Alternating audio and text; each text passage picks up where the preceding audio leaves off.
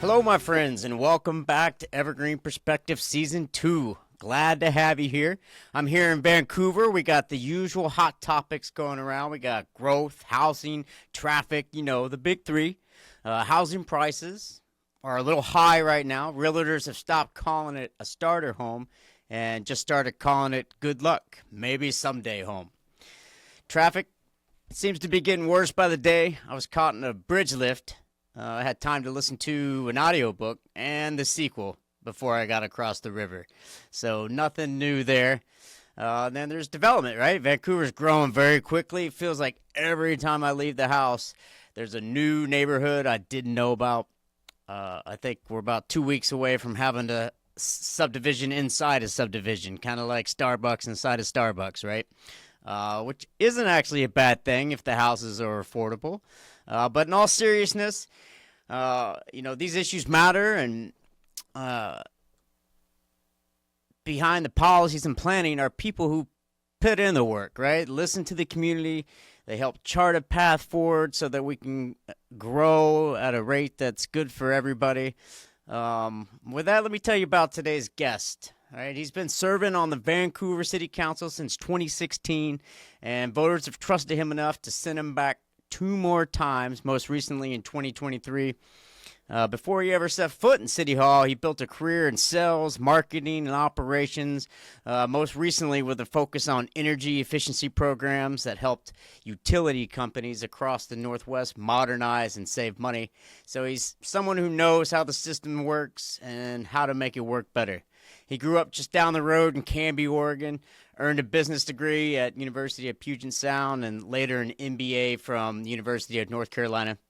And along the way, he's been deeply involved in community leadership, including serving on the board of an organization that served youth struggling with addiction. He's also a leader among leaders, sitting on the board of directors for both the National League of Cities and the Association of Washington Cities.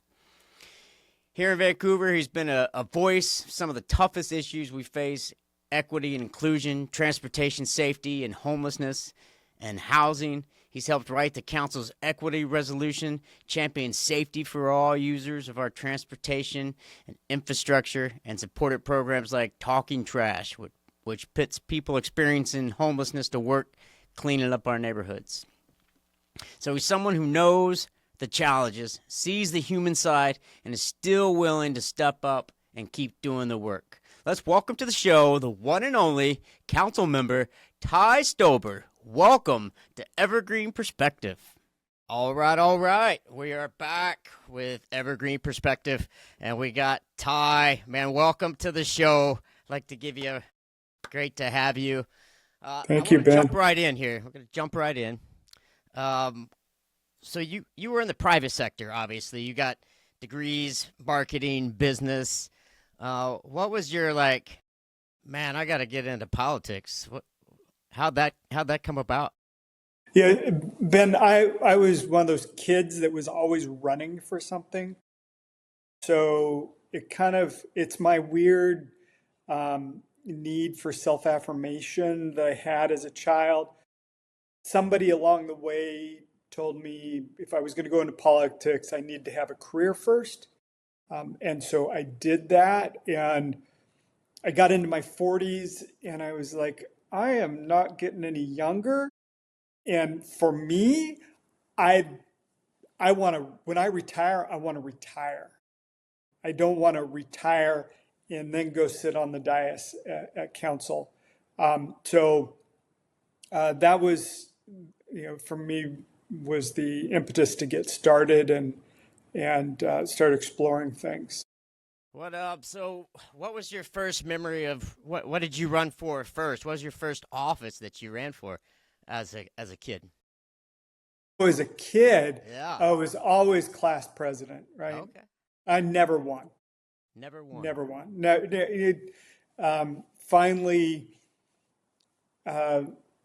my junior year of high school, I was elected the state president for the Oregon Future Business Leaders of America. So there was my finally found success, and at the same time, I was there's an honor society for the Boy Scouts, or Scouting USA now. And at the same time, it was also we'll call it president, translate names into president of that organization for the greater Portland, Vancouver area. And so I say I was the most powerful youth in Oregon at the time, but Big time. I peaked. Peak there. No, I would say that. I would say that. So, I mean, what I asked, have you held another elective office besides the city council? No, I mean, I was a precinct officer for a while, but no, this was my first true public office. Gotcha. How do you feel like your background, you took the time to build a career and then you came over to politics, and obviously you've been on the city council for how many years now? We got I'm in year 10. 10, yeah, decade, right? How do you feel like that helped shape the decisions and your approach to the city council? Yeah. So I look at the city as a venture capital fund, in that, we don't build products, we don't, but we create the infrastructure that allows things to happen. So, when we invest in a road, we're doing it and with the intention that some business is going to be able to utilize that road in order to deliver a service. So I see, and when we invest in housing, or directly or indirectly put in place the things necessary for housing, that's in that venture capital building the resources necessary that our economy needs to function, which is having a ready and able workforce. So for me, that's kind of the tie-in between the two. Sure. No, I can see that. I mean, that's definitely one way to look at the money invested. I mean, what would you consider the return, I guess, on that investment using that kind of venture capital analogy? So the return is, I mean, obviously the people are the end result. Why do we want businesses to succeed? So that our people have jobs and have the ability to support their families. So I think it's, to what extent do people feel like Vancouver is supporting what they need to feel fulfilled in their lives? Yeah, and I guess in that same vein, when we talk about the growth of Vancouver as a whole, obviously it's growing quickly, and it seems to have really accelerated. I'd say probably in the last 5 years, even it seems to be a big push. What do you feel like the city council and local government can do to bring in good paying jobs so that maybe we can attract some of those businesses and so many of our folks don't have to cross the bridge? Yeah. So one, it's partnership that's important. We can't do all that alone. The city is just for the first time having its own economic development policy put in place, but that's within context of the ecosystem. So having a strong partnership with Columbia River Economic Development Council, the Hispanic Chamber, the Greater Vancouver Chamber, it's partnership in there. And it's also making sure that we have a available inventory of land. We have places where people can build. We're also finally coming to the point where we're developing our own markets, internal markets, how are we developing neighborhoods in a way that supports small businesses, because there's a steady stream of customers walking through their door because they're walking down the street in their neighborhood. So it's interplay. We are not a prime driver, but we hope that we are, again, building that infrastructure that allows other people to really move forward. And in that, there are choices that get made, and you start to make choices about what you are and what you aren't. So right before I got on the council was the large conversation about bringing the largest oil export terminal on the West Coast, one of the largest in the country. If you lived in this area, I mean, Yeah. and you didn't know about it, I'd be surprised. I mean, that Yeah, was so pretty that was big right deal. before that was right before I came on council, and our city very clearly said that's not a direction we want to go. That's not what we want to be. So, so you have to say, well, in absence of that, what do we want to be? So, you know, we are strategically located, though. We've got, you know, we can be at Portland International Airport faster than most people in Portland can be at the airport. We can, you know, we have this, we're surrounded by rail infrastructure. We're right on the river. So we are a transportation hub, so we have these natural advantages. And how do we make sure that goods and services can move through our city effectively, efficiently, that then attracts, and we're seeing a better growth in our homegrown small businesses, and then we're also finding some success in attracting outside interest in the area. And Ben, remind me, how long have you been in Clark County? Yeah, I've been here a little over a decade. Okay, So so yeah, so I first started working here in '92, moved over in '93. '92 was that period of time we were coming out of a recession, and it took Clark County. I was pretty amazed that got a job over here because it took Clark County a long time to recover from that. Go into 2000, the dot-com bubble. Even though we didn't have necessarily a lot of tech at the time, it took the city and the county a while to recover.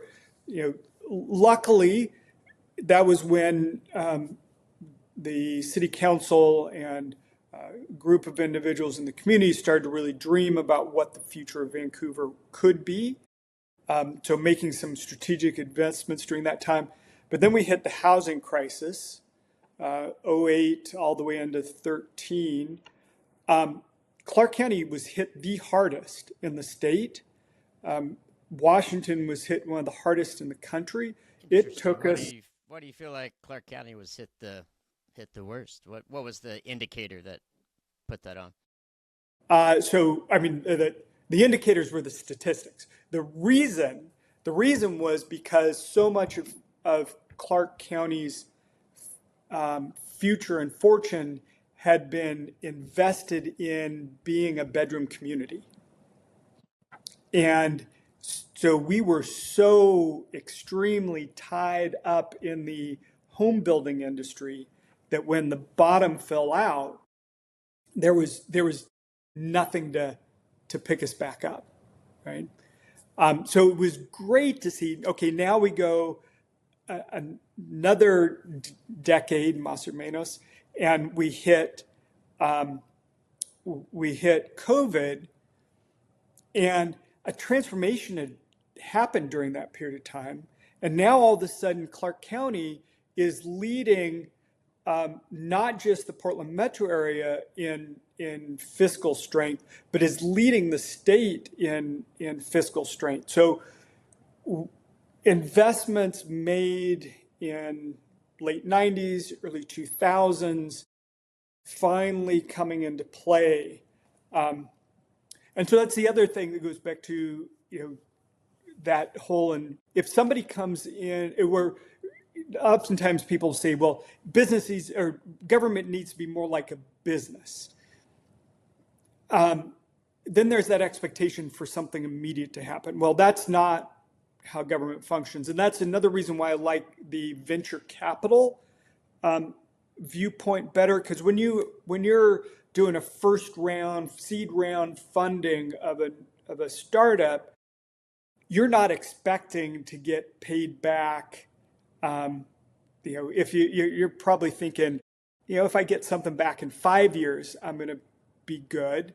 But you're kind of thinking longer term, and that's what we have to do as a city as well. As we, I say, or not me, our council says, we're going to do X. That doesn't make X happen. That creates the groundwork for X to occur. So you look at. Do you want me to pause for a second, or?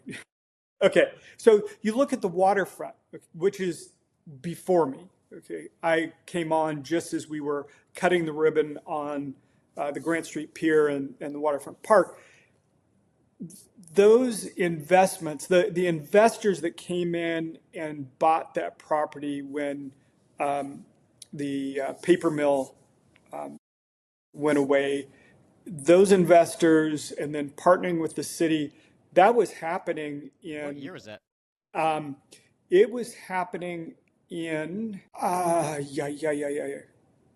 early tens.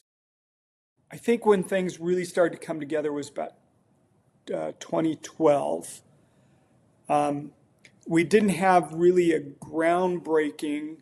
It had to have been at least. It might be longer because there were agreements that had to be made with the railroads to get the underpasses.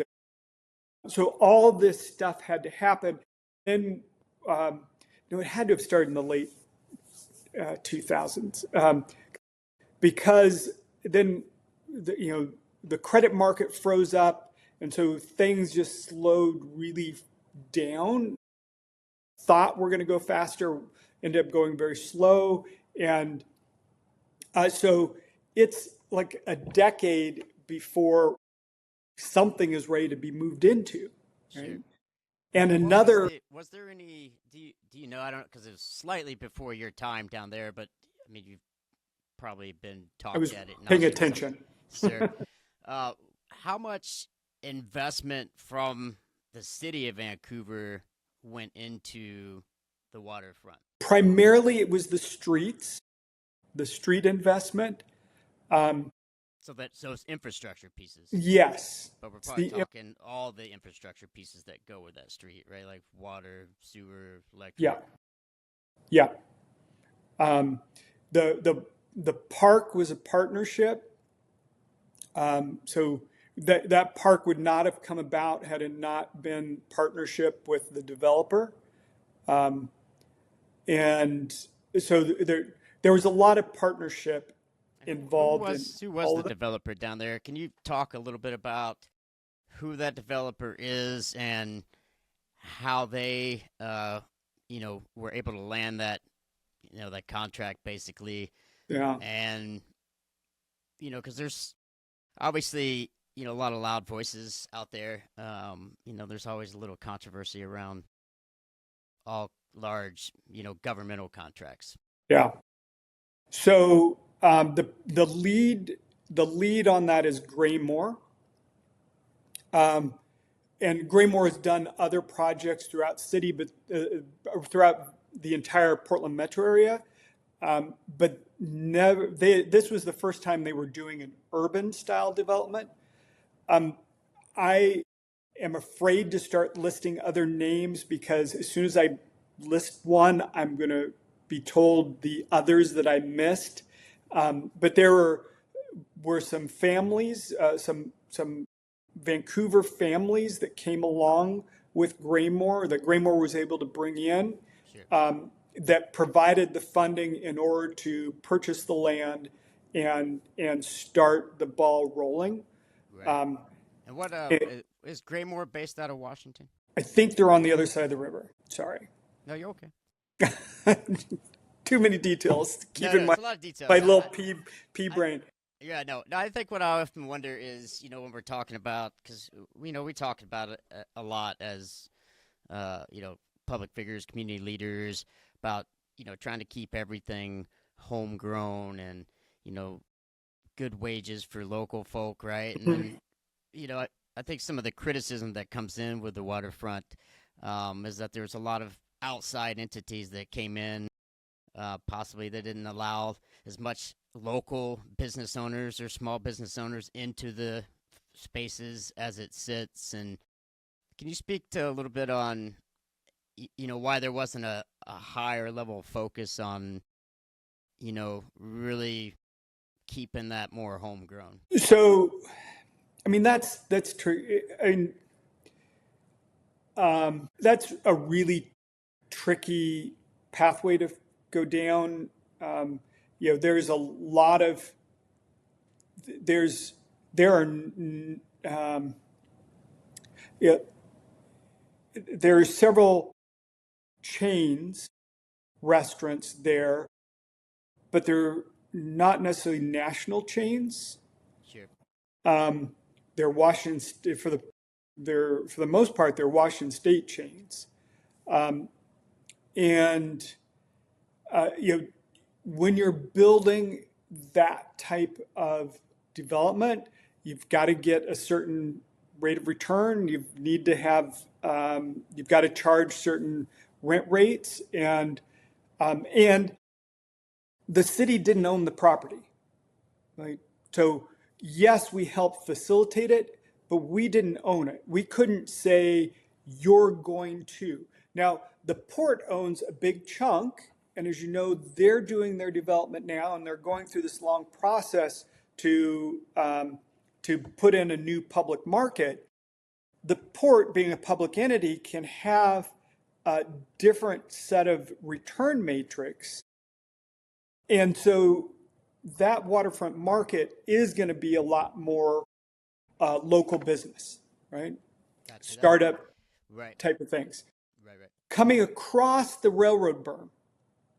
I just came from the groundbreaking of a new affordable housing project that's a partnership with the Native American Youth and Family Association, NAYA, and the Cowlitz Tribe and Vancouver Housing Authority and COLA Construction. We owned the property. The city owned the property. Right. We have more levers that we could pull in order to make that happen.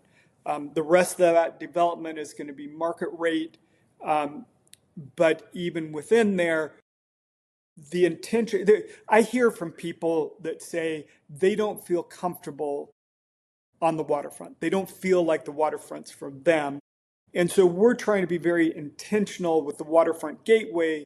And when they're saying that, you're referring to they feel like it's too posh or too expensive, or Yep, and or it just doesn't feel like it's inviting space for people of color, for instance. And so we're trying to be where the city owns the property. We're trying to be we have the ability to be much more intentional. Sure. I guess thinking about that, you had helped write the council's equity resolution, right? And so when we're talking about, having more inclusivity, obviously it's buzzwords that have become very divisive. How do you guys implement, that resolution piece into, say, a project like this? Yeah. So it's in the goal setting. It's in writing the request for proposal. I would say there's the waterfront, and every project we do, we're learning from. So there's not as much in the waterfront gateway as what we wrote into the Heights and what will happen in the Heights development. So every time and then we're going to learn from the Heights development, and we're going to be redeveloping the current operations center on Fourth Plain because that's getting moved. And so things that we learn in the Heights will be taken there. So every time we learn something. Sure. But in there is a small example in the waterfront gateway.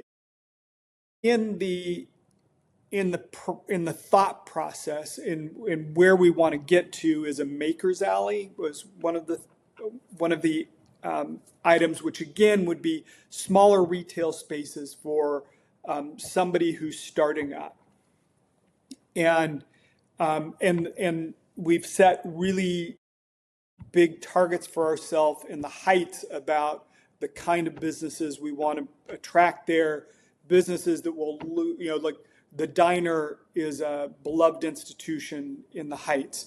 Sure. River Maiden Coffee. We want to make sure that those businesses have a home in the redevelopment. And so the city is going to, in order to make that happen, the city is going to have to subsidize because because those businesses are not going to be able to pay the rates that would be typically required on a private development. So waterfront private development, yes, we were involved. We put in the infrastructure, but it's also a catalyst. The other thing you can talk about, very controversial, is the Hilton Hotel and Convention Center. So that was the first catalyst. Right? People say, why is the city involved in the hospitality industry? Well, it was a catalyst that started to transform what downtown looks like. And you don't see, people get frustrated because they don't see the return immediately. But we're in the forever business. We're thinking, what's this return going to be 20, 30, 40 years from now? So we put in the infrastructure in the waterfront. Now we've got a tax revenue, sales taxes coming into the waterfront that give us the ability to be investing in other parts of the city. So, do you know what the return projection was for that? Is that fresh? If you can't pull it out, that's okay.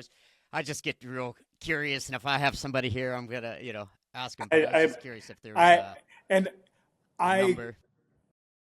That's a great question, and I'm wondering if they were even thinking about it in that concrete a term at that point in time. Right. I can't say that we still are that sophisticated in setting out those kind of return targets. So It's more. wouldn't that just? If when we're talking about money and budgeting, and obviously there's a lot of outlay there. That infrastructure. I don't know how many millions that was, 30, 40, 50 million dollars or something probably to put in that infrastructure for private enterprise with the indication that, hey, we're going to get this ROI on the other side through those, taxes and parking and, those type of fees. But if those pieces, I guess what I see a lot, and, I don't know as if I see it so much in Vancouver, but what you see a lot of times is, you have these large companies or corporations come in and they ask a lot of local city government in forms of tax breaks and infrastructure installation. They promise X, Y, and Z, and then, X, Y, and Z doesn't get delivered on, and, the taxpayers are left, with some cool roads and, not many jobs or that money coming back in. How much thought goes into kind of holding people accountable for that? So holding people accountable is difficult because government always the city always wants something to succeed, and it's very hard for us to walk away. There's another project that happened in downtown that went on for 15, 18 years, multiple amendments to the developer agreement. Uh, it took actually finally that developer selling before that development actually occurred. It's difficult, and again, learning the frustrations from that, making us go back to staff and trying to communicate to staff that we don't want to see that situation in the future, but it's always difficult, and quite frankly, we don't always have all the information either that would allow us to be more bold. I'm hoping, because there's another development. I'm not going to talk about exactly which one, Okay. but there's another Big development. secret development. Breaking Yeah, story. Breaking story. that we and it's an exciting development. And right after we signed the developer agreement, and I was grumbling through it, feeling like we were giving away too much. Come to find out that we were the only candidate site. There were, if I start telling more, it become obvious, but there was reasons why they were only looking at us, and we had a lot more leverage than what we thought we did. And we have, and it is, which is also part of this growing up as a city. So when I first came on council, and before that, it was, we had to, Vancouver had to take whatever we could get, right? Whatever we could get. We were lucky because we were a suburb. We were an afterthought. That's not the case anymore, right? No, we're growing up. We're growing up. We have grown up, and we have positioned ourselves well. That as Portland has struggled a little bit, we've been able to take advantage of that, and so we've got it. And you talk about outside people. When outside people come in, also though indicates that there's opportunity here. And one of the things that kind of held us back was that we kind of had tapped out the financial potential of Clark County, and we really needed to be able to bring in outside resources to help move us to the next level. So, when you talk about Lincoln Properties building the oh my God, I just went blank on their names. New building at the waterfront that is a homegrown company, does business intelligence research and Zoom. Zoom Info. Thank you. You got Zoom it. Info. Thank you. So having Lincoln come in and be a part of that is really allowed something to happen that would have been difficult to happen if we just had to rely on the resources we had. Having the VIC purchased the Vancouver Innovation Center, the original HP campus, having that purchased by an outside group is unlocking potential in that land, in that development, that those resources just didn't exist within Clark County. And as that vision of the Vancouver Innovation Center gets built out, finally East Side is going to have a downtown. There's actually going to be some things that East Side has been clamming for decades. So Yeah, I think there's I all mean, I over the think place. the growth in Vancouver, I mean, Clark County as a whole has been interesting, right? There's been these pockets of pieces come up.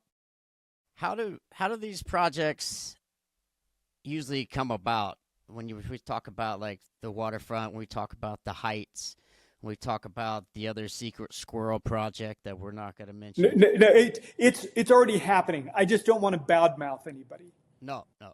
So it's already happening, but there's not a secret project. But Okay, okay. so Secret projects sell better on the podcast. I'm just saying. So okay, okay, no so secret. There's no secret project. I'm just trying to mind my P's and Q's. So um, it depends, right? So CREDC, Columbia River Economic Development Council, is a really important player when it comes, like they were integral into making the Vancouver Innovation Center transaction happen. The Heights, actually, I'm gonna take credit for the Heights. So when I was campaigning in 2015, and potentially, so the first time I actually ran for city council was 2013, and I lost in the primary. So I came back 2 years later and was successful. So in those campaigns, I used to talk about, well, we have development that happens on the east and development that happens on the west, and then nothing happens in the middle. And I talked about this big chunk of property, the Tower Mall in the middle of the city, and what potential it would have. It could be redeveloped. Well, fast forward about, I think, my second year on council, staff said, this is in the secret portion of it, staff's like, we just found out that mall is up for sale. And I think they were asking $8 million for it. And we said 5, something like that.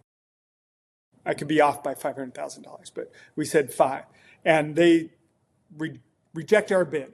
And then about 2 months later, they came back and said, okay, we'll take it. So we lucked into it. So vision I had. And what year was that? What year was that purchase? That was in 2017. 17 that I got bought. I think it was 2017. Yeah, because when I originally opened Ben's Bottle Shop up at the mill, formerly called the Heights, we were one of the kind of first new businesses in that development. But I'd heard about this Heights project coming for, probably, maybe before even that purchase went through, I think. I don't know if somebody else was talking about it at the time, but I can remember somebody saying, oh, they're going to build these things down here, and that was, almost 10 years ago now. So here we are. Where are we at with that project?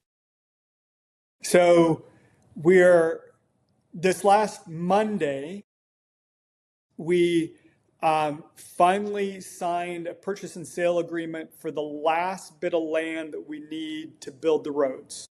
So 2017 purchase, long community engagement that culminated during the pandemic. We were having Zoom meetings about this during the pandemic, that we finalized the vision for that. And so here we are, another 3-4 years into it. And so these things take a long time, but we finally now have the last pieces of land that will allow us to start building that base infrastructure. So these other pieces of land, these pieces that we were acquiring as a city, were those acquired through like eminent domain, or how do these projects come about? How do these, or not projects, but how so the individual pieces get added? I can say this because this was something we voted on. We started the eminent domain process because we were struggling to get the property owner to come to the table, and we needed the pressure of eminent domain to get them to the table. So we didn't use eminent domain. We just started that process in order to get the property owner engaged with us so that we could move forward. We have never used eminent domain during the time I've been on council. We have threatened it before, or we've started that process before, again, just to get property owners to the table so that we can have negotiations over it. All right, because there's always a lot of feelings, I think, that come in to play, and maybe rightfully so, And there's other times when there's another piece of property on the west side that constantly, I get asked, why doesn't the city just take it over by eminent domain? There's this huge frustration in the community about this property sitting empty. Interesting. And like people would come down to City Hall cheering if we did eminent domain, but we can't because we don't need it for core infrastructure. So right. Our boundaries on eminent domain are small. We can't just say, oh, we want that piece of property. The reason with the Heights was we need this piece of property to build a road. Right? So therefore, that gave us justification to be able to move forward with the pathway we did. But we couldn't use eminent domain to buy one of the buildings in the Heights. Gotcha. So, speaking of the Heights, yeah. I guess we're kind of on the Heights subject. So, yeah. How many affordable homes are going up the Heights? A lot. So we're in the process of finalizing the first two properties that will abut Mill Plain. And I'm going to say, I was involved. So we set very high targets at these different income levels. I was a little uncomfortable at that time, and I'm still uncomfortable. And I'm an affordable housing person. But where I get uncomfortable is I believe how you break generational poverty is when kids from low-income households are able to interact with the parents from middle and upper-income households, and they start, through their friends. Their friends' parents, they start to see alternate pathways for their future. And I get concerned, there will be market rate housing in the Heights. I'm concerned about how far away that market rate housing is from the income restricted housing. But we also have this huge need, this huge backlog, and we control the land, right? We own the land. Therefore, that's the easiest place for us to make new affordable housing happen is when right. we own the land and can control the vision. How do we assure that it's going to remain affordable moving forward? Just like that 95 units down at the waterfront. What I see a lot is we build them, and then it creeps up, and then there's a 10-year cap, and then all of a sudden they're market rate, and now the affordable housing we built is no longer affordable. Yeah, so that the units happening. Well, an easy way to do it is we partner with the Vancouver Housing Authority, right? Because their mission is affordable housing, and so they're going to ensure that housing is affordable for as long as they're involved in the project. But it depends on what programs are being accessed in order to build this financial stack. We were required to sell the property in order to make that financial stack work for this project that just is got the shovel, the dirt turned today. In order to make that work, the lenders required the city to sell the land. So we sold the land for $1, but there are deed restrictions on that land. Added in these different programs that they're accessing. Each of them have these requirements for long-term affordability, and would have to be a new owner would have to buy out of these different restrictions in order to go away from that. You're probably hinting at the multifamily tax exemption program, which we've fooled around with that over the years, and our current iteration, don't know if it's the right iteration or not, because as we put this new iteration in place, the financial markets have kind of froze up, and so it's hard to know if we think the reason why there's a downtown building is because of financial markets, not because of how we change this program. But we simplified the program down to get a 12-year tax exemption. You have to guarantee 80%. 20% of the units are at 80% of area median income. And so, yes, at year 12, they could decide they want it all to be market rate. So we've only bought down for that 12 years. So we're essentially buying down the rent. So for 12 years, we're buying it down. The legislature changed the program and now allows a second 12-year extension. So 12 years from now, somebody that's accessing that could come back and say, okay, we want to continue and offering 20% of our units at 80%. So that's when you get that variability where it's not long-term. But the city is always looking for where are those opportunities where we can lock in that longer term. Right, because I mean, as a larger picture goes, unless something miraculous happens and everybody's wages actually rise with 40 years history of inflation, we're going to continue to need those units. All right, we've covered growth, development, and housing. If your head isn't already spinning, don't worry.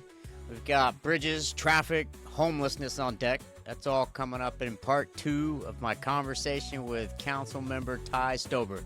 You won't want to miss it, so stay tuned for next week and catch part 2.